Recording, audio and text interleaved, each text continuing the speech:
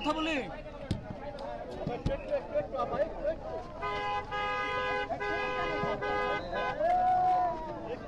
আরে তুই ছেড়ে বেরিয়েছিস। এই ভাই সরেন না।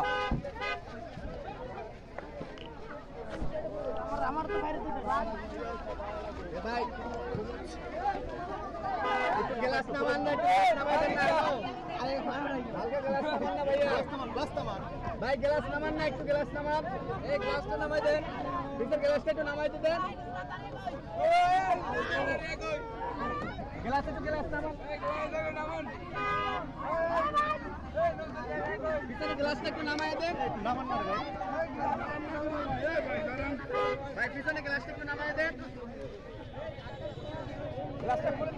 কালকে ভাটা থানার যে আয়ু ছিল, সে যে ইনভেস্টিগেশন করার কথা ছিল, ইনভেস্টিগেশন করে সে রিপোর্ট দাখিল করেছে কোর্টে, এবং কোর্ট ওই রিপোর্টের উপর বেস করে, এবং তারা যখন দেখে যে এই পুরো সময়টা জুড়েই সে বেসিক্যালি ছিল কানাডাতে, তার ওইখানে শো ছিল, আদালত থেকে আজকে সকালে যখন রায় আসে, আন্টি মানে ফারিয়াপুর মা, সে অলরেডি অন দ্য ওয়েতে আছে, হয়তো আর 10 মিনিটের ভিতরে সেও চলে আসবে।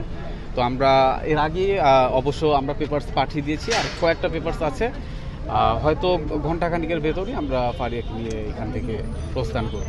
এইটা আসলে একটা হয়রানিমূলক মামলা, এটা পরিষ্কার এবং স্পষ্ট যে যখনই এই ঘটনা ঘটে, দেখেন এখন কিন্তু সর্বস্তরের মানুষ চলে এসেছে এবং তার পক্ষে কথা বলছে, এবং আমরা কখনোই চাই না যে একজন আর্টিস্টকে এইভাবে করে আসলে হয়রানির শিকার করা হোক।